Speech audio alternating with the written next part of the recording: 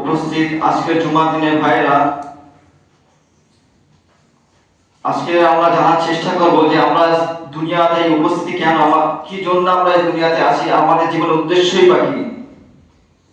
আজকে যারা আমরা এই দুনিয়াতে আমরা বসবাস করছি, যারা আমরা দুনিয়াতে বসবাস করছি, আমাদের একটা নিজস্ব নাম আছে, একটা পরিচয় আছে।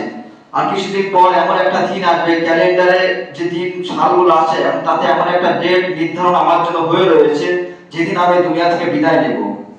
কিন্তু বর্তমান যুগে যে আমরা চার পেছনে ছুটছি, যে কেন আমার এই দুনিয়াতে উপস্থিত, আমার উপস্থিতি কেনই বা হলো, কেন আমি এই দুনিয়াতে, কেন, এই প্রশ্ন আমাদের মনে আসে না, বা এই বিষয়টাকে আমাদেরকে ভাবতে দেওয়া হয় না। বরং আমাদেরকে এটাই ভাবতে দেওয়া হয়, আমাদের সামনে এগুলো পেশ করা হয়, দুনিয়াতে সবসময় স্ট্রাগল করে কিভাবে আমরা টিকে থাকবো। এটাই আজ আমরা কেন দুনিয়াতে, আমি কেন দুনিয়াতে, এই প্রশ্ন কি আমাদের মনে আসে? কেন আজ আমি দুনিয়াতে? আজ আমার বয়স যদি 30 হয়, 40 হয়, 50 হয়, তার আগে আমি কোথায় ছিলাম? বা কি করে হঠাৎ আমি এই দুনিয়াতে আমার উপস্থিত হলো, আমার একটা সংসার হলো, আবার হঠাৎ একদিন মারা যাব। কোনো মানুষের ইচ্ছা হয় না যে আমি দুনিয়া থেকে, পৃথিবী থেকে বিদায় নেবো, তারপরে চলে যেতে হয়। তো কোথায় চলে যাব? এই বিষয়গুলো দুনিয়ার কোনো মানুষের জীবন, যেখানে মানে সবচেয়ে উন্নত যে সায়েন্স, সেটা হচ্ছে কি চিকিৎসা বিদ্যা, সেখানে মানুষকে বেঁচে থাকা সব থেকে সর্বাত্মক চেষ্টা করা হয়। তো দুনিয়ার আজকের দিনে উন্নত টেকনোলজি বা সায়েন্স এগুলো আমাদেরকে শেখায় না, বরং দুনিয়াতে কিভাবে স্ট্রাগল করে টিকে থাকতে হবে সেটাই শেখায়। তো এই বিষয়ে খবর দিতেন নবী এবং রাসূলগণ। তো নবী এবং রাসূলগণ এসে আমাদেরকে জানাতেন যে আমাদের জীবনের উদ্দেশ্য কি, আমরা কোথা থেকে এসেছি, আমরা কার কাছে ফিরে যাব, কে আমাদের মালিক, কে আমাদের রব, আমরা কি দুনিয়াতে এমনি এমনি আছে আমাদের অবস্থান। এই বিষয়গুলো খবর দিতেন নবী এবং রাসূলগণ, এবং তাদের কাছে আল্লাহ তাআলা ওহী করতেন। দুনিয়া থেকে আল্লাহ তাআলা যেমন সূরা আল ইমরানে একটা আয়াত এনেছেন যে মানুষ এই বিষয়ে সম্পর্কে বেখবর থাকতেন। আল্লাহ তাআলা সূরা আল ইমরানে সম্ভবত 167 নম্বর আয়াত আল্লাহ উল্লেখ করেছেন যে লাকাদ মান্নাল্লাহু আলাল মুমিনিনা ইয বাআসা ফীহিম রাসূলাম মিন আনফুসিহিম ইয়াতলু আলাইহিম আয়াতি ওয়া ইউযাক্কিহিম ওয়া ইউআল্লিমুহুমুল কিতাবা ওয়াল হিকমা ওয়া ইন কানু মিন ক্বাবলু লাফী দালালিন মুবিন। যে আল্লাহ তাআলা তার বান্দাদের মধ্য থেকে একজনকে রাসূল নির্বাচন করেছেন এমন একজন মানুষদের কাছে যারা উম্মি, নিরক্ষর ছিল, এবং রাসূল এসে আল্লাহ তাআলার আয়াত পাঠ করে শুনিয়েছেন, এবং আল্লাহর কিতাবের শিক্ষা দিয়েছেন, এবং হিকমা বা সুন্নাতের শিক্ষা দিয়েছেন। আল্লাহ তাআলা বলেন যে ওয়া ইন কানু মিন ক্বাবলু লাফী দালালিন মুবিন, ইতিপূর্বে তারা গোমরাহির মধ্যে নিমজ্জিত ছিল। ঠিক সূরা বায়িনাতে আল্লাহ তাআলা এমন একটা আয়াত এনেছেন যে আল্লাহ তাআলা বলেন যে রাসূলুম মিনাল্লাহি ইয়াতলু সুহুফাম মুতাহহারা। আল্লাহ তাআলা বলেন যে রাসূলুম মিনাল্লাহ, আল্লাহ তাআলার পক্ষ থেকে একজন রাসূল এসেছেন, যিনি কি করেছেন, ইয়াতলু সুহুফাম মুতাহহারা, যিনি সেই রাসূল এসে কি করেছেন, পবিত্র গ্রন্থ আল্লাহ তাআলার কালাম পাঠ করে মানুষদেরকে শুনিয়েছেন।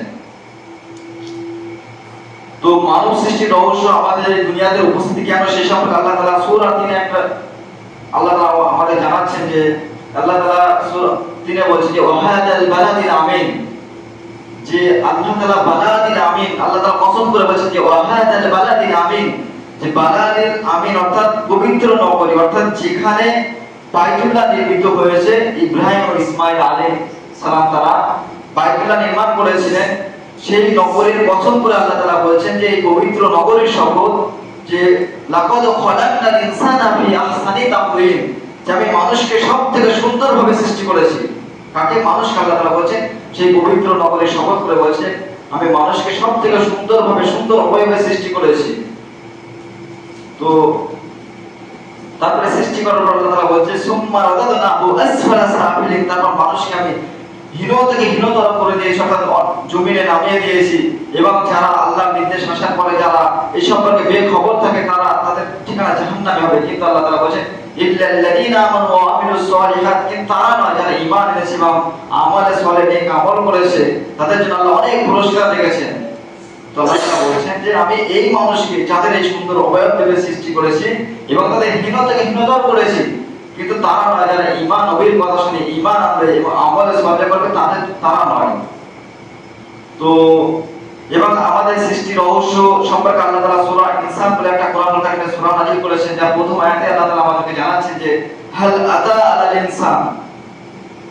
আল্লাহ তাআলা সূরা ইনসানের প্রথম আয়াতে আমাদেরকে জানাচ্ছেন যে হাল আতা আলাল ইনসান হিনুম মিনাদ দাহরি লাম ইয়াকুন শাইয়্যান মাযকুরা, যে মানুষের জীবনে এমন একটা সময় অতিবাহিত হয়ে গেছে সে উল্লেখযোগ্য কিছুই ছিল না, উল্লেখ করার মতো কিছুই ছিল না।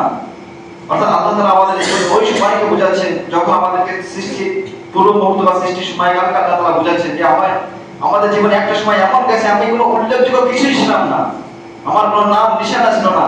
এবং সূরা তারিক আল্লাহ তাআলা সুন্দরভাবে উপস্থাপন করেছেন যে আল্লাহ তাআলা আমাদেরকে বলছেন যে ফালিয়ানদুরিল ইনসানু মিম্মা খুলিক, যে মানুষের দেখা উচিত তাকে কি থেকে সৃষ্টি করা হয়েছে। আল্লাহ তাআলা বলেন খুলিকা মিম্মা দাফিক, তাকে সৃষ্টি করা হয়েছে স্ববেগে স্খলিত বীর্য থেকে বা স্ববেগে স্খলিত পানি থেকে, যা আমরা বিবাহিত আমরা জানি। আল্লাহ তাআলা ওই সময়কালকে বোঝাচ্ছেন যে মানুষের দেখা উচিত তাকে কি থেকে সৃষ্টি করা হয়েছে। আল্লাহ তাআলা তারপর বলেন খুলিকা মিম্মা দাফিক, যেটা স্ববেগে স্খলিত হয় সেই পানি বা বীর্য থেকে মানুষদেরকে সৃষ্টি করা হয়েছে। ইয়াখরুজু মিন বাইনিস সুলবা তারাইব, যা পুরুষ মানুষদের মেরুদণ্ড এবং মহিলাদের বক্ষ পাঁজর থেকে নির্গত হয়। সেরকম একটা নির্দিষ্ট একটা পানি বা বীর্য দ্বারা মানুষদেরকে সৃষ্টি করা হয়েছে। যত পৃথিবীতে মানুষের অস্তিত্ব আছে সবাই ওই বীর্য বা একটা স্ববেগে স্খলিত পানি থেকে আমাদেরকে সৃষ্টি করা হয়েছে। তো আল্লাহ তাআলা আমাদের ওই সময়কে আমাকে বোঝাচ্ছেন যে সে উল্লেখযোগ্য কিছুই ছিল না। তারপর আল্লাহ তাআলা সেই পায়ের পেটে বা ভ্রূণের মধ্যে ডিম্বাশয়ে প্রথমে শুক্রপিণ্ড থেকে একটা মাংসের পিণ্ড রক্তপিণ্ড তৈরি করলেন, সেই রক্তপিণ্ড থেকে আস্তে আস্তে মাংসের পিণ্ড তৈরি করলেন, মাংসের পিণ্ড থেকে আস্তে আস্তে আল্লাহ তাআলা হাড় হাড্ডি দিয়ে তাকে ঢেকে দিলেন বা হাড় হাড্ডির আবরণ তৈরি করে দিলেন। তারপর আস্তে আস্তে তার অবস্থাগুলো এইভাবে পরিবর্তন হচ্ছে। একটা সময় আল্লাহ তাআলা তার মধ্যে রূহ বা বিরান দিয়ে দিলেন। তারপর কিছুদিন পরে মায়ের পেট থেকে দুনিয়াতে আমাদের প্রসব হচ্ছে, আমাদের একটা নাম রাখা হচ্ছে, আমাদের একটা দুনিয়ার এই জীবনযাপন আমরা দেখতে পাচ্ছি। তো এই সময়কালকে আল্লাহ তাআলা বলছেন যে মানুষের দেখা উচিত যে কি জিনিস থেকে সৃষ্টি করা হয়েছে, যে সে একটা মানে কোনো উল্লেখযোগ্য কিছুই ছিল না, তার কোনো নাম নিশানা ছিল না, এমন একটা জিনিস থেকে সৃষ্টি করা হয়েছে।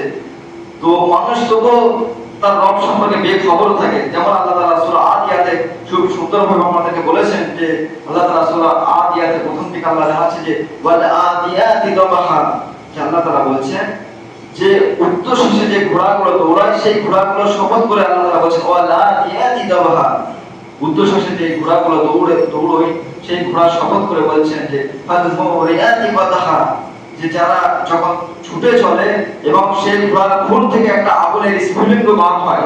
তো আমরা যারা একটু আগে কয়েকশো বছর আগে যখন ঘোড়ার প্রচলন ছিল বা এখনো যদি আপনারা ভিডিওতে দেখেন যে ঘোড়ার যে ছুটন্ত ঘোড়াগুলো দেখবেন যে আল্লাহ তাআলা কত সুন্দরভাবে সৃষ্টি করেছেন, যে সে যখন দৌড়ায় না তার পায়ের খুর থেকে মানে ঘুরে একটা লোহার কিছু একটা পড়ানো থাকে যাতে তাদের পা গুলো ক্ষত না হয়ে যায়। সে যখন দৌড়ায় পাহাড়ি রাস্তায় বিশেষ করে তার পায়ে থেকে অগ্নি স্ফুলিঙ্গ বার হয় এবং সেই ঘোড়াগুলোকে এত সুন্দর দৌড়ায়, তার দৌড়ানো থেকে আপনি গভীরভাবে অবলোকন করবেন যে আল্লাহ তাআলা কিভাবে সৃষ্টি করেছে।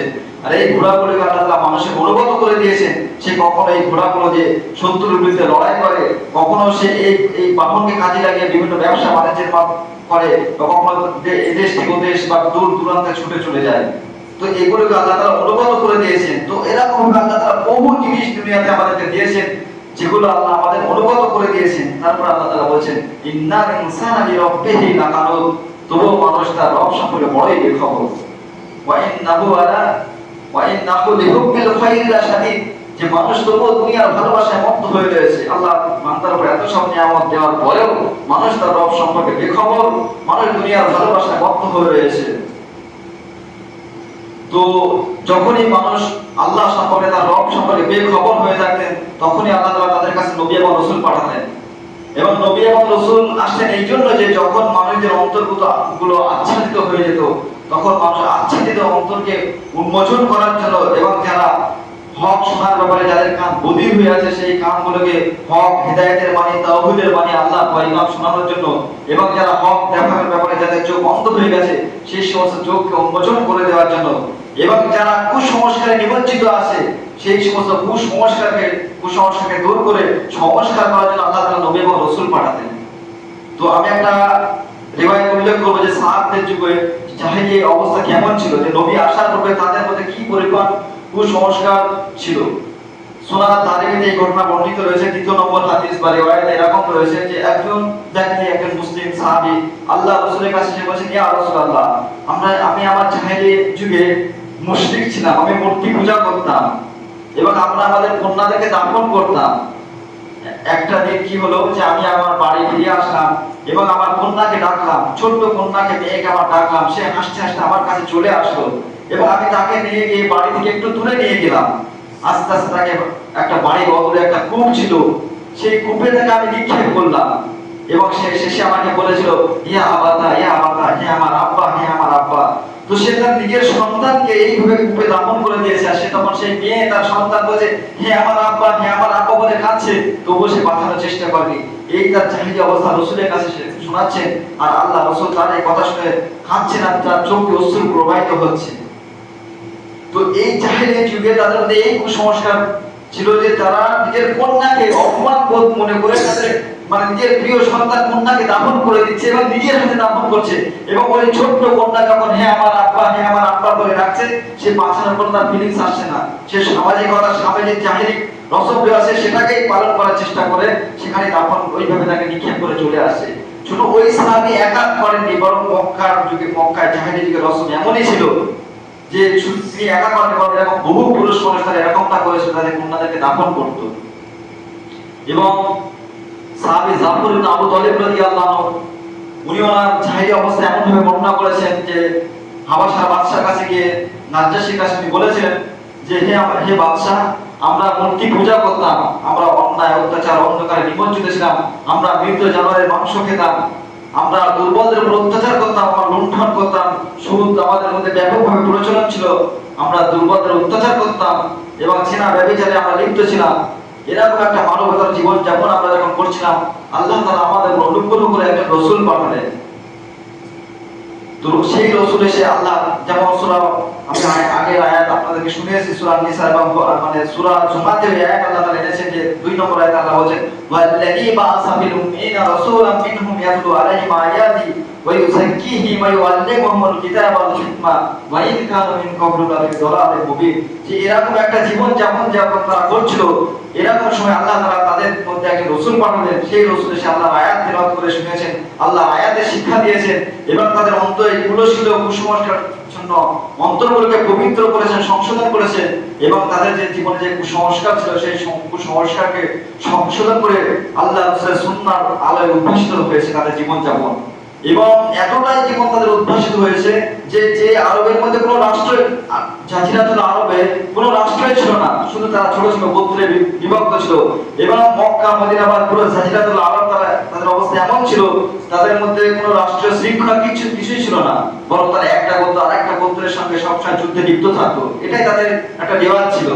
সেই গোত্র ইসলাম এবং ঈমান ইসলাম আসার পরে, রাসূলের তাকে সাড়া দেওয়ার পরে, আল্লাহ আয়াতের উপর ঈমান আনার পরে সেই অনুযায়ী জীবন যাপন করার পর তাদের জীবন এমন ভাবে পরিবর্তন হয়ে গেল যে উসমান রাদিয়াল্লাহু আনহু জামানায় ইসলামের খিলাফত সব থেকে বেশি বিস্তৃতি লাভ করেছিল।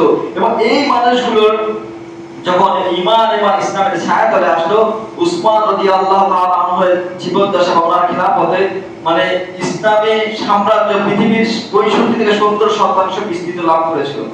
ভাবতে পারছেন, যারা ছোট ছোট কবিলাতে বিভক্ত ছিল, যারা মূর্তি পূজা করত, মৃত মানুষের মাংস খেত, যারা সুদ ব্যভিচার বা অন্ধকারের মনে জীবন যাপন করত, যারা দুর্বলদের উপর অত্যাচার করত, এই সমস্ত মানুষগুলো যারা ঈমান এবং ইসলামের ছায়াতে আসার পরে পৃথিবীর মানে 4 ভাগে 3 ভাগ তারা শাসন করছে। কিভাবে মাত্র কয়েক বছরের মধ্যে আল্লাহ তাআলা তাদের কেমন পরিবর্তন করে দিলেন ইসলাম এবং ঈমানের ছায়াতে আসার পরে। এবং একজন সাহাবী ঘটনাকে উল্লেখ করবো, যার নাম হচ্ছে সাঈদ ইবনে আমর আল-জুমাহি রাদিয়াল্লাহু তাআলা।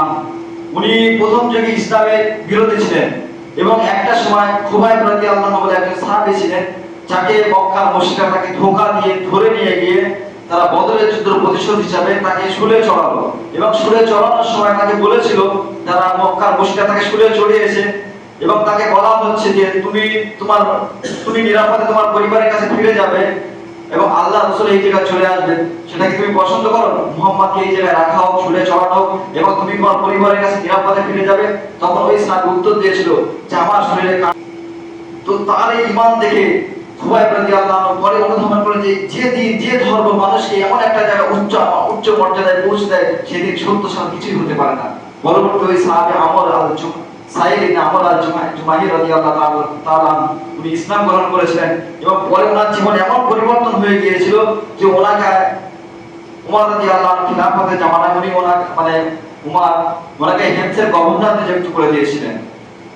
তো তারপরে ওই সাহাবী যখন হেমসের গভর্নর আছেন, তো তখন উনি মাত্র হেমসের গভর্নর হওয়ার সত্ত্বেও তিনি শুধুমাত্র একটা কাপড় পরিধান করতেন এবং সপ্তাহে একদিন সেই কাপড় পরিষ্কার করতেন এবং ওনার কোনো চাকর বাকর ছিল না, নিজের খাবার নিজেই তৈরি করে নিতেন এবং নিজে আলাদা একটা পেশা বেছে নিয়েছিলেন যে নিজের রুজি রোজগারে মানে নিজের জীবন যাপনের জন্য তিনি বাইতুল মাল থেকে কিছু নিতেন না, বরং নিজের ছোট্ট একটা পেশা যার দ্বারা জীবন যাপন করতেন। পরবর্তী ওনার নামে এই সমস্ত অভিযোগ আসে যে উনি সপ্তাহে একদিন বার হন না বা উনি দেরি করে আসেন। তখন সাইদ ইবনে আমির আল-জুমাহি রাদিয়াল্লাহু তাআলা উমারের কাছে বলেছেন, ইয়া আমিরুল মুমিনিন, আমি সপ্তাহে একদিন এই কারণে বার হই না যে আমি আমার জামা কাপড় সেদিন পরিষ্কার করি এবং আমি দেরিতে আমার মজলিসে বা সভাতে প্রবেশ করি এই কারণে যে আমি আমার কাপড় আমার যে পেশা সেটা সেই কাজ করতে আমার লেট হয়ে যায়, যার কারণে আমার একটু আসতে লেট হয়ে যায়। তো হেমস শহরের গভর্নর যিনি জীবনযাপন করার জন্য নিজেই রোজগার করছেন, যিনি মানে বাইতুল মাল থেকে কিছুই গ্রহণ করছেন না এবং পরবর্তী ওমর রাদিয়াল্লাহু তাআলা ওনার উপর খুশি প্রচুর হাদিয়া তোহফা দিনার দিলেন এবং তিনি সেটা নিয়ে গিয়ে স্ত্রীর কাছে গিয়ে সেটা কি করলেন যে মানে গরিব বিধবা ইয়াতিম মিসকিনদের মাঝে বন্টন করে দিলেন। তো এই সাহাবী প্রথম যুগে ইসলামের বিরোধী ছিলেন এবং হেমসের গভর্নর হওয়ার পরেও তার জীবনে এমন পরিবর্তন, ইসলামের ছায়াতলে আশা করি এমন পরিবর্তন হয়ে গেল যে মানে যে তিনি শিক্ষা দিয়ে গেলেন যে গভর্নর রাষ্ট্রীয় পদমর্যাদা মানে শুধু ভোগ বা মানে আরাম ঐশ্বর্যের জিনিস নয়, বরং তিনি আমাদেরকে শিক্ষা দিয়ে গেলেন যে এটা হচ্ছে দায়বদ্ধতা। গভর্নর হওয়ার মানে দায়বদ্ধতা এবং রবের কাছে জবাবদিহিতা, তিনি আমাদের এটা শিক্ষা দিয়ে গেলেন। তো এইভাবে আমি যেটা বলতে চাচ্ছি আপনাদেরকে যে ইসলাম এবং ঈমানের ছায়া আসার পরে সাহাবীদের জীবনে এইভাবে আমূল পরিবর্তন ঘটে গিয়েছে। কিন্তু আজ আমাদের জীবনে আমাদের মধ্যে ঈমান ইসলাম যতটুকু আছে সব রসুমা রেওয়াজে রয়ে গেছে, যার কারণে আমরা সারা পৃথিবী জুড়ে মুসলিম মার খাচ্ছে। দেখছেন না, সুদানে এই গত 1-2 দিনে মনে হচ্ছে 1,500 মানুষ গণহারে হত্যা করছে। গাজা শহরকে আমরা মুসলিমদেরকে দেখতে পাচ্ছি কি গণহারে হত্যা করা হচ্ছে, বা যুদ্ধ বিরোধী সন্ধি হওয়ার পরেও তাদের উপর নির্মমভাবে অত্যাচার করা হচ্ছে। যে ভিডিওগুলো আপনারা যদি দেখেন মানে কোনো সব থেকে পাষাণ হৃদয় আমার মনে হয় তার চোখে অশ্রু প্রবাহিত হবে যে এমন ভাবে তাদের উপর অত্যাচার করা হচ্ছে, পুরো বোম্বিং করে শহরকে পুরো ধ্বংস শেষ করে দিয়েছে। তো এবং আমরা দেখতে পাচ্ছি যে 57টা মুসলিম দেশ আছে সংখ্যাতে, তখন তো এটাও ছিল না, মুসলিমদের কিছুই ছিল না। তো তারপরে মুসলিমদের এইভাবে বিজয় দান করেছিলেন। আর এতগুলো মুসলিম দেশ আছে, তারপরে মুসলিমরা চারিদিকে মার খাচ্ছে, যেন এদের কেউ যেন নিরাপত্তা দেওয়ার মতো কেউ নেই। অথচ নামের 57টা মুসলিম দেশ আছে, আসলেই আমরা নাম মাত্র মুসলিম আছি, নামের 57টা মুসলিম দেশ আছে, আমরা আসল ঈমান এবং ইসলাম থেকে বহু দূরে চলে গেছি, যার কারণে আমরা দুনিয়াতে মার খাচ্ছি। আর জানেন বাদশা আল্লাহ এটা জাবতা বা নিয়ম, যখন মুসলিমরা যখন আল্লাহ দিন থেকে দূরে সরে যাবে তখন আল্লাহ তাদের উপর জালেম বাদশা নিযুক্ত করে দেবেন এবং জালেম বাদশা তাদের শাস্তি দেবেন, পরবর্তীকালে আল্লাহ তাদের শাস্তি দেবেন। এটা আল্লাহ জাবতা বা নিয়ম। তো যাই হোক, আমি এটা বোঝাতে চাইলাম যে আমরা যারা আল্লাহ থেকে বেখবর হয়ে আছি বা আল্লাহ থেকে দূরে সরে আছি, আমরা এটা মনে করি না যে আল্লাহ আমাকে দেখছেন না বা আল্লাহ আমার সম্পর্কে বেখবর হয়ে রয়েছে। বরং যখন আমার উপর মৃত্যু চলে আসতে পারে বা যখন ইচ্ছা হঠাৎই মৃত্যু চলে আসবে। এবং বিশেষ করে কিয়ামতের সাইন বা নিদর্শন একটা এই যে কিয়ামতের আগে হঠাৎ মৃত্যুর সংখ্যা বেড়ে যাবে। আজকে আপনাদের যারা একটু ছোটবেলায় বা যাদের একটু বয়স বেশি, আমরা দেখতাম হয়তো মানুষ বয়সে মারা যাচ্ছে, কিন্তু এখন দেখতে হঠাৎ অল্প বয়সে 30 বছর 25 বছর যুবকের হার্ট অ্যাটাক হয়ে যাচ্ছে। এটা একটা কিয়ামতের সাইন বা নিদর্শন যে হঠাৎ মৃত্যুর সংখ্যা বেড়ে যাবে। বিশেষ করে আমি জাস্ট বাস্তব উদাহরণ দিই, আপনার গ্রামে যে কবরস্থানগুলো একটু বড় সড়ো কবরস্থানে যাবেন, আমার গ্রামে অনেকগুলো বড় বড় কবরস্থান আছে, সেই কবরস্থানগুলো দেখতাম যে একটা নতুন কবর দেখাই যেত না, কিন্তু এখন কবরস্থানগুলোতে গিয়ে দেখবেন যে 5টা 10টা 15টা পর্যন্ত নতুন কবর। আপনি 20 বছর 30 বছর আগে থেকে যান, সেখানে কবরস্থানগুলোতে গিয়ে দেখবেন যে নতুন কবর দেখাই যেত না, আর এখন সব সময় 5টা 10টা 15টা কন্টিনিউ কবর আছে। এই যে আল্লাহ রাসূল বলেছেন যে মানুষের হঠাৎ মৃত্যুর সংখ্যা বেড়ে যাবে, এটাই তার প্রমাণ যে সব সময় মানুষ কন্টিনিউ মারা যাচ্ছে, অল্প বয়সে মানুষ মারা যাচ্ছে, নানা রোগে মারা যাচ্ছে, কিন্তু আমরা বেখবর হয়ে রয়েছি। তো আল্লাহ তাআলা সূরা হাশরে বলেছেন যে ওয়ালা তাকুনু কাল্লাযিনা নাসুল্লাহ, তোমরা তাদের মতো হয়ে যেও না যারা আল্লাহকে ভুলে গেছিল। তোমরা তাদের মতো হয়ে যেও না। আল্লাহ তাআলা আবার অন্য জায়গায় বলেছেন যে ওয়ালা তাকুনু কাল্লাযী, তোমরা তাদের মতো হয়ে যেও না যারা বলেছিল আমরা শুনলাম এবং মানলাম কিন্তু প্রকৃতপক্ষে তারা শুনেনি। তার মানে কাদের কথা বলা হচ্ছে? যারা সব সময় ওয়াজ শুনে, নসিহত শুনে, কোরআন হাদিসের উপদেশ শুনছে এবং তারা একথা মনে মনে ভাবে যে আমরা তো শুনছি এবং মানছি, আসলেই তারা যদি তার জীবনে ইসলাম এবং ইসলাম বাস্তবায়ন করেনি তার মানে সে প্রকৃতপক্ষে সে শোনেনি। তো আল্লাহ তাদের সম্পর্কে বলছেন যে ওয়ালা তাকুনু কাল্লাযী, তোমরা তাদের মতো হয়ে যেও না যারা আল্লাহকে ভুলে গেছে, যারা বলে যে আমরা শুনেছি এবং মেনেছি, আসলেই তারা শুনেনি। তো আল্লাহ তাআলা আমাদের হিদায়াত এবং হক নবীর পয়গাম শুনে হিদায়াতের পথে চলা আমাদের সবার তৌফিক দান করুন, আমিন।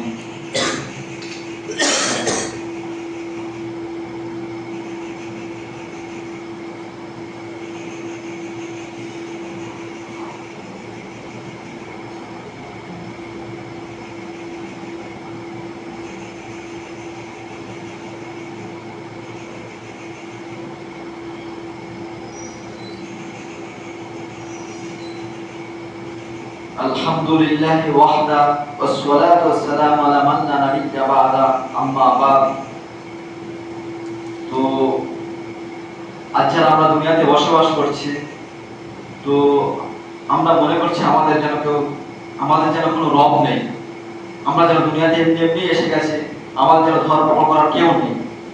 আমাদের জীবনযাপন এমনই করছি যেন আমাদের মৃত্যুই হবে না। বিশেষ করে ইয়াং ছেলেদের যদি আড্ডা করতে দেখেন, তারা এমন ভাবে গেম বা যেখানে জুয়া চলে, জুয়া বা যেখানে আরো বা নারী সঙ্গ যারা যেখানে যায়, তারা এমন ভাবে জীবন যাপন করছে, সেই আড্ডাগুলোতে বিশেষ করে এই জেনারেশনে মানে পর্নোগ্রাফি এবং গেম এবং মাদকাসক্ত এবং জুয়া, এই 4-5টা জিনিসে দেখবেন তারা এমন ভাবে বুঁদ হয়ে রয়েছে, তারা এমন ভাবে জীবন যাপন করছে, তাদের মনে জীবন যাপন দেখলে মনেই হয় না যে এদের একটা স্রষ্টা আছে, এদের একটা মালিক আছে, এদের একটা রব আছে। এরা যে মারা যাবে এদের কোনো খবরই নেই, এরা যে মারা যাবে এই সম্পর্কে তারা পুরোপুরি বেখবর। তাই জন্য আল্লাহ তাআলা বলছে যে কুল সিরু ফিল আরদ, যে জমিনে ভ্রমণ করে দেখো যে সত্য প্রত্যাখ্যানকারীদের কি অবস্থা হয়েছিল। আল্লাহ তাআলা বলছে যে আলাম তারা কাইফা, সূরা ফিরে বলছেন যে আলাম তারা কাইফা ফাআলা রাব্বুকা বিআসহাবিল ফিল, তোমরা কি দেখোনি আল্লাহ তাআলা আসহাবিল ফিলের সঙ্গে কি ব্যবহার করেছিলেন, বস্তি বাহিনীর সঙ্গে।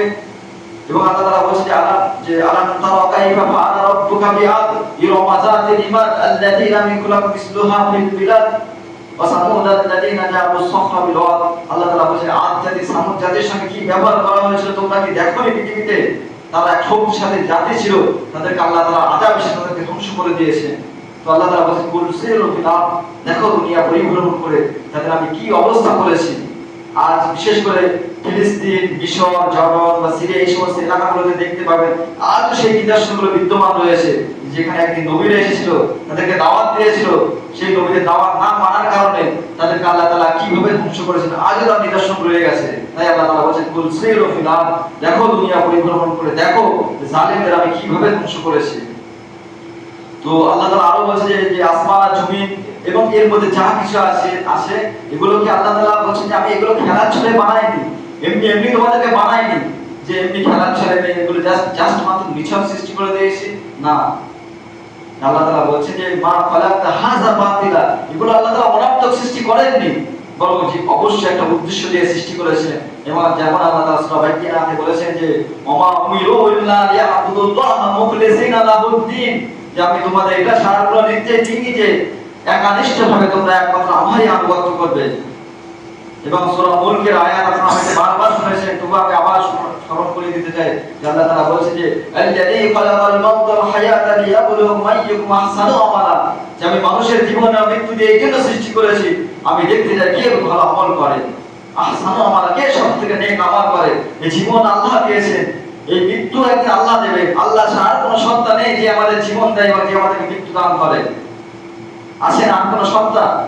আছে কেউ সত্তা আছে? ভাবুন, আপনি যে প্রথমে আলোচনা করেছিলাম যে জীবন আমাদের উপস্থিতি, ভাবুন আমরা একটু জাস্ট ইমাজিন করুন ওই অবস্থা যখন আমরা মায়ের গর্ভে ছিলাম বা তার আগে আমরা কিভাবে দুনিয়াতে হঠাৎ আমার অস্তিত্ব আসলো, কে দিল আমার এই অস্তিত্ব। তবে আপনারা কেউ ফিরে যেতে চায় না, আবার ফিরে যেতে হবে, আল্লাহ আমাদের মৃত্যু দেবেন এবং আল্লাহ তাআলার সামনে হাজির হতে হবে। এটাই আমাদের জীবনে বাস্তব সত্য এবং প্রত্যেক নবী এবং রাসূল আমাদের এই কথাই খবর দিয়েছেন। তো এই জন্য সূরা মুজাম্মিল আল্লাহ তাআলা উল্লেখ করেছেন যে আল্লাহ তাআলা বলেছেন যে আল্লাহ বলেছে ফাকাইফা তাত্তাকুন ইন কাফারতুম ইয়াওমা ইয়াজআলুল বিলদানা শিবা। যে আল্লাহ তাআলা বলেছে তোমরা কেন এই রাসূলকে অস্বীকার করবে, এই রাসূলকে কি কারণে তোমরা অস্বীকার করবে, যেদিনের ভয়াবহতা বাচ্চাদেরকে বুড়া করে দেবে, যে রাসূল এসে খবর দিয়েছেন এই বিষয়গুলো, সেই রাসূলকে কেন তোমরা অস্বীকার করছো, যে দিনের ভয়াবহতা তোমাদের বাচ্চাদেরকে বুড়া করে দেবে। আল্লাহ তাআলা তারপর বলেছে আসসামাউ ফাতিরুম বিহি, এদের আকাশ বিদীর্ণ হয়ে যাবে। আসসামাউ ফাতিরুম বিহি কানা ওয়াদু মাফউলা, বরং তাদের আল্লাহ তাআলা যে ওয়াদা করেছে যে এই পৃথিবী ধ্বংস হবে, কিয়ামত সংঘটিত হবে, সেদিন তার ওয়াদা আল্লাহ তাআলার ওয়াদা বাস্তবায়ন হবে। আল্লাহ তাআলা তারপর বলেছে যে ইন্না হাযিহি তাযকিরা, এটা হবে আল্লাহ তাআলার উপদেশ। ইন্না হাযিহি তাযকিরা, এটা তোমাদের জন্য উপদেশ। ফামান শাআ আত্তাখাযা ইলা রাব্বিহি সাবিলা, অতএব যার মন চায় সে তার রবের পথকে গ্রহণ করুক, রব যেদিকে দাওয়াত দিয়েছে সেই রবের রাস্তাকে গ্রহণ করুক, যার মন চায়। তো আজ আমরা আখিরাতকে পুরোপুরি বেখবর হয়ে রয়েছি, সবাই দুনিয়ার ভালোবাসায় মত্ত হয়ে রয়েছি। তো একটি হাদিস বর্ণিত হয়েছে বুখারী এবং মুসলিমে, আবু সাঈদ খুদরী রাদিয়াল্লাহু তাআলা আনহু থেকে, লম্বা একটা হাদিস যেখানে কিয়ামতের মঞ্জার বা দৃশ্যকে বর্ণনা করা হয়েছে। জাস্ট আমি মূল জিনিসটা তুলে ধরবো। সেখানে আবু সাঈদ, আজ আমাদের মনে হচ্ছে আবু সাঈদ খুদরী রাদিয়াল্লাহু তাআলা আনহু বলছেন যে একদিন আমরা আল্লাহ রাসূলের কাছে এসে বললাম, ইয়া রাসূলুল্লাহ, আমরা কি কিয়ামতের দিন বা হাশরের ময়দানে আমরা আমাদের রবকে দেখতে পাবো? আজ আমাদের মনে হতে পারে আখিরাত কি সত্য হতে পারে, এই আল্লাহ কি সত্য হতে পারে, অনেকের মনে বা শয়তান ওয়াসওয়াসা দেয়। তো সাহাবীরা প্রশ্ন করেছিলেন যে আমরা কি সেদিন আমাদের রবকে দেখতে পাবো? তো আল্লাহ রাসূল সাল্লাল্লাহু আলাইহি সাল্লাম বলেন, তোমরা যখন মেঘমুক্ত আকাশে চন্দ্র এবং সূর্যকে দেখতে কোনো সমস্যা হয়? তখন সাহাবীরা বললেন, না, আমাদের কোনো সমস্যা হয় না। তখন আল্লাহ রাসূল তাদেরকে জানালেন যে সেদিন আল্লাহকে দেখতে তোমাদের কোনো সমস্যা হবে না। তো সেই দিন একজন ঘোষণাকারী ঘোষণা দেবেন যে যারা পুরুষ, সেদিন জাহান্নামকে সামনে আনা হবে, এবং একজন ঘোষণাকারী ঘোষণা করবেন যে যার ইবাদত করতো তার কাছে গিয়ে দাঁড়াক, দুনিয়াতে যে যার ইবাদত করতো তার নিকটে গিয়ে দাঁড়াক। সেদিন সমস্ত মানুষ এক জায়গায় হাসরের ময়দানে উপস্থিত হবে এবং একজন ঘোষণাকারী ঘোষণা করবে যে যার ইবাদত করতো তার কাছে গিয়ে দাঁড়াক। তো সেই দিন যারা পুরুষের ইবাদত করতো তারা পুরুষের কাছে গিয়ে দাঁড়াবে, যারা মূর্তির ইবাদত করতো তারা মূর্তির কাছে গিয়ে দাঁড়াবে। এরকম ভাবে দুনিয়াতে যে যার ইবাদত করতো তাদের কাছে গিয়ে দাঁড়াবে। তো শেষে ইহুদি এবং খ্রিস্টান বা আহলে কিতাব এবং মুসলিম, নেককার এবং বদকার, এরা ছাড়া সবাই তাদের ইবাদত করতো উপাসকদের কাছে চলে যাবে। তখন ইহুদিদেরকে বলা হবে তোমরা কার ইবাদত করতে? তখন তারা বলবে আমরা আল্লাহর পুত্র উজাইরের ইবাদত করতাম। তখন বলা হবে তোমরা মিথ্যা বলছো, আল্লাহ তাআলার কোনো স্ত্রী বা সন্তান ছিল না। তখন বলা হবে তোমরা কি চাও? তখন তাদেরকে বলা হবে আমরা পানি চাই, কারণ তারা প্রচন্ড বিপর্যস্ত থাকবে। তখন তাদেরকে বলা হবে যাও পানি পান করো এবং জাহান্নামে নিক্ষিপ্ত হবে। তারপর খ্রিস্টানদেরকে ডাকা বা নাসারাদেরকে ডাকা হবে। তখন তাদেরকে জিজ্ঞাসা করা হবে তোমরা দুনিয়াতে কার ইবাদত করতে? তখন তারা বলবে আমরা আল্লাহর পুত্র ঈসার ইবাদত করতাম। তখন তাদেরকে বলা হবে তোমরা মিথ্যা বলছো, আল্লাহর কোনো পুত্র সন্তান স্ত্রী বা সন্তান ছিল না, বরং তোমরা এখন বলো কি চাও? তখন তারা বলবে আমরা পানি চাই। তখন বলা হবে যাও পানি পান করো, এবং তারাও ছিটকে গিয়ে জাহান্নামে পড়বে। এবং শেষ পর্যায়ে মুসলিম যারা নেককার বা বদকার তারা অবশিষ্ট থাকবে। তখন তাদেরকে বলা হবে তোমরা এখানে কার জন্য অপেক্ষা করছো? তখন তারা বলবে যে আমরা একজন ঘোষণাকারীকে ঘোষণা দিতে শুনেছি যে দুনিয়াতে যে যার ইবাদত করত তার কাছে গিয়ে দাঁড়াক। তো আমরা দুনিয়াতে তাদেরকে পরিত্যাগ করেছিলাম, আমরা আমাদের রবের অপেক্ষায় আছি। তখন আল্লাহ তাআলা একটা ভিন্ন সূরাতে তাদের সামনে প্রকাশ পাবে, এসে বলবে যে আনা রব্বুকুম, আমি তোমাদের রব। আল্লাহ তাআলা ঘোষণা দেবেন যে আমি তোমাদের রব। তখন নবীগণ ছাড়া তার আল্লাহ তাআলার সামনে কেউ কথা বলার সাহস পাবে না, নবীগণ ছাড়া কেউ কথা বলার সাহস পাবে না। এবং তারা সবাই রবকে দেখে সমস্ত মানুষ সিজদায় পড়ে যাবে, কিন্তু তারা নয় যারা দুনিয়াতে লোক দেখানো ইবাদত করেছে, নাম যশের জন্য ইবাদত করেছে, তারা সিজদা করতে পারবে না সেদিন। এবং আল্লাহ তাআলা সেদিন জাহান্নামের উপরে পুল বা সিরাত উপস্থাপন করবেন। সিরাত একই জিনিস। পুল সিরাত দুটো আমরা বলি পুল সিরাত, ব্যাপারটা রাখ না। সিরাত মানে রাস্তা, পুল মানে রাস্তা। বা সিরাতকে বা পুলকে জাহান্নামের উপরে স্থাপন করবে। এবং সেদিন কোনো মানুষ বিদ্যুতের গতিতে, কোনো মানুষ মানে চোখের পলকে, কোনো মানুষ বাতাসের গতিতে, কোনো মানুষ ছুটন্ত ঘোড়ার বেগে সেই সিরাতের উপর দিয়ে পার হয়ে যাবে, বা কেউ কেউ হেঁটে হেঁটে, কেউ কেউ টেনে হিঁচড়ে পার হয়ে যাবে। মানে শেষ শেষ ব্যক্তি খুব কষ্ট করে জাহান্নামের ওই মানে ওই সিরাতের উপর পার হয়ে জান্নাতে প্রবেশ করবে, এবং বাকি মানুষগুলো তারা ওই সিরাতের উপর পার হতে গিয়ে তারা নিচে গিয়ে জাহান্নামে নিক্ষিপ্ত হবে। এবং আবু দারদা রাদিয়াল্লাহু তাআলা আনহু উনি বলেছিলেন যে আমাকে সিরাতে পার হতে হবে সমস্ত মানুষকে, চাই মুমিন মুমিন, সমস্ত মুমিন, চাই সে গুনাহগার হোক আর বদকার হোক, নেককার হোক, সবাইকে ওই সিরাত পার হতে হবে। তাই সাহাবীরা ভয় করতেন যে ওই দিন আমার কি হবে, যেদিন আমাকে সিরাত পার হতে হবে। তো আবু দারদা রাদিয়াল্লাহু তাআলা আনহু উনি এই ভয়ে আল্লাহ তাআলার সাথে রাত্রে মানে শুয়ে এই ভয়ে, সিরাতের ভয়ে যে আমাকে জাহান্নাম পার হতে হবে, না জানি ওদিন মুক্তি পাবো কিনা, উনি ওনার স্ত্রীর কাছে শুয়ে আছেন। শুয়ে থাকতে থাকতে উঠে পড়ে আবার আল্লাহ তাআলার সাথে ইবাদতে রত হয়ে গেছেন। এই ছিল সাহাবীদের অন্তরে আল্লাহ তাআলার ভয়। তো তারপরে নবীগণ, পরবর্তীতে নবীগণ সুপারিশ করবেন বা মুমিনগণ সুপারিশ করবেন, করার পরে আল্লাহ তাআলা নিজে কিছু মানুষকে জাহান্নাম থেকে বের করে, যারা জাহান্নামে চলে গিয়েছিল, মুমিন মুসলিম কিন্তু গুনাহ করে জাহান্নামে পড়ে গিয়েছিল, তারা সিরাত পার হতে পারেনি, তারা পুরো একদম খাক হয়ে যাবে, রাত হয়ে যাবে। তো তাদেরকে নহরে হায়াতে ফেলা হবে, জান্নাতে নিকটবর্তী একটা জায়গা, সেখানে তাদের গলায় তারা ওই মানে পুরো খাক বা রাত হয়ে যাওয়ার পরে যখন তাদেরকে হায়াতে ফেলা হবে, তখন তাদের চেহারা একটা মুক্তার মতো উদ্ভাসিত হয়ে যাবে, এবং তাদের গলায় একটা দাগ থাকবে, এবং জান্নাতীরা তাদেরকে চিনতে পারবে যে আল্লাহ এদেরকে নাজাত দান করেছেন, এরা জাহান্নামের শাস্তি ভোগ করা বা আল্লাহর ওই সমস্ত বান্দারা। তো এবং এদের সব থেকে শেষ ব্যক্তি যাকে জান্নাতে দেওয়া হবে, তাকে এই পুরস্কার দেবেন আল্লাহ তাআলা, যে দুনিয়া থেকে 10 গুণ বড় জান্নাত আল্লাহ তাআলা তাদের জন্য রেখেছেন। ভাবতে পারছেন? অথচ মনে হয় যে এই এত জায়গা কোথায়, যারা ভূগোল পড়েছেন, আসমানের রহস্য সম্পর্কে যারা জানেন, তারা বলবেন যে এত জায়গা কোথায় রেখেছেন। বিশেষ করে যখন আকাশে মেঘের ঘন ঘটা হয়, যখন মেঘ হওয়ার পূর্ব মুহূর্তে যখন আকাশে ঝড় ছুটতে শুরু করে, তখন আকাশটা দেখবেন যে কত বিশাল আল্লাহর এই সৃষ্টি, তখন ওই বিষয়গুলো অনুধাবন করতে পারবেন। তো শেষে আমি শেষ করব। তো এই হবে মুমিনদের অবস্থা, জান্নাত জাহান্নামে আমাদের অবস্থা এটাই হবে। শেষে যদি আমরা যারা আল্লাহ নাফরমানিতে লিপ্ত আছে, আল্লাহ থেকে ফিরে আসি না, আল্লাহর ইবাদতের ব্যাপারে গাফিলতি করছি, দুনিয়ার খেল তামাশায় মত্ত হয়ে আসি, এবং যারা জুলুম করছে আল্লাহর ইবাদতের না করায়, তারা আমরা জুলুমে লিপ্ত আছি, অপরাধে লিপ্ত আছি, তারা সাথে সূরা সিজদার 12 নম্বর আয়াতে আল্লাহ উল্লেখ করেছে তাদের অবস্থা এমন হবে যে তারা বলবে, তাদের অবস্থা এমন হবে, ওয়ালাউ তারা ইজিল মুজরিমুনা নাকিসু রুসিহিম ইনদা রাব্বিহিম। আল্লাহ তাআলা তার নবীকে সম্বোধন করে বলছেন যে তার মুজরিমদের অবস্থা সেদিন এমন হবে যে ওয়ালাউ তারা ইজিল মুজরিমুন, নবী তুমি মুজরিমদের অবস্থা সেদিন দেখবে যে নাকিসু রুসিহিম ইনদা রাব্বিহিম, তারা তাদের রবের সামনে মাথা নিচু করে দাঁড়িয়ে থাকবে, এবং তারা বলবে রব্বানা আবসারনা, হে আমাদের রব, আমরা সব দেখতে পাচ্ছি, ওয়া সামি'না, আমরা সব শুনতে পাচ্ছি, ফারজি'না, আমাদেরকে সুতরাং ফেরত দান করুন, আমাদেরকে আবার দুনিয়াতে ফেরত দান করুন, ইন্না মুকিনুন, আমাদের বিশ্বাস হয়ে গেছে, আমরা সব কিছু দেখতে পাচ্ছি। তারা রবের সামনে মুসলিমরা সেদিন মাথা নিচু করে দাঁড়িয়ে এই ফরিয়াদ করবে, কিন্তু আল্লাহ তাআলা সেদিন তাদের আর ফেরত দেবেন না। তো শেষে আমি আপনাদের এই আয়াত আবার শোনাতে যাচ্ছি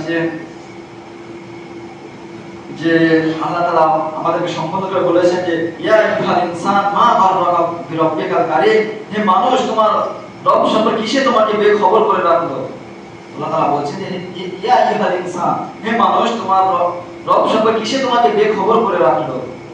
তাই জন্য আমি বলছি যে আমরা আমাদের রবের দিকে ফিরে আসি, রবের আনুগত্যের দিকে ধাবিত হই। আল্লাহ দুনিয়াতে শান্তি ইজ্জত দেবে, আখিরাতে অনেক পুরস্কার রেখেছেন যে যা কোনোদিন শেষ হবে না, যেটা স্থায়ী হবে, যে এরকম না যে কিছুদিন পুরস্কার দেওয়ার পর আবার নিয়ে নেওয়া হবে, বরং সেখানে আল্লাহ তাআলা সন্তুষ্টি দেওয়া হবে, এবং কুররাত আইন, প্রত্যেক বান্দাকে চোখ সন্তুষ্টকারী, মানে বান্দা যা চায় আল্লাহ তাআলা তাকে সীমাহীন দান করবে। তো আমরা সবাই সেই দিকে ধাবিত হই। আল্লাহ তাআলা বলেছে ওয়াসাবিউ ইলা মাগফিরাত, তোমরা তোমাদের রবের ক্ষমার দিকে ধাবিত হও, এবং ওই জান্নাতের দিকে ধাবিত হও যা বিস্তৃতি আসমান সময় এবং জমিনে রয়েছে। তো আমরা সবাই আল্লাহ তাআলার ওই জান্নাতের দিকে আমরা সবাই ধাবিত হই, এবং আল্লাহ তাআলা যে বিধানগুলো আমাদের জন্য দিয়েছেন সেই বিধানগুলো তুচ্ছ না মনে করে, বরং আমাদের রব আল্লাহ আমাদের চান যে বান্দা, আমি যে বিধানগুলো দিয়েছি তার কাছে আত্মসমর্পণ করে আমার আনুগত্যের প্রকাশ এইভাবে দিই যে আমি যে তার রব, আমি যে তার মালিক, আমি যে তার খালিক স্রষ্টা, এইভাবে সে প্রমাণ দিক যে আমি যে রবের নবীর কাছে বিধানগুলো পাঠিয়েছি সে শুধু দিন মসজিদে থাকবে না, বরং সমাজে মসজিদে যেমন সে রবের হুকুম মোতাবেক, নবীর সুন্নাহ মোতাবেক চলে, ব্যক্তি জীবনে, সমাজে, রাষ্ট্র, সব জায়গায় সে আল্লাহ তাআলা রাসূলের বিধি বিধান মোতাবেক চলবে, রবের পয়গাম মোতাবেক, রব যে পয়গাম দিয়েছেন আমার রব প্রভু সেই অনুযায়ী চলবে, তো আল্লাহ তাআলা তাদের জীবনকে দুনিয়াতে উদ্ভাসিত করবেন, আখিরাতে করবেন ইনশাআল্লাহ তাআলা। আল্লাহ তাআলা আমাদের সবাইকে আল্লাহর পথে চলার তৌফিক দান করুন, আমিন।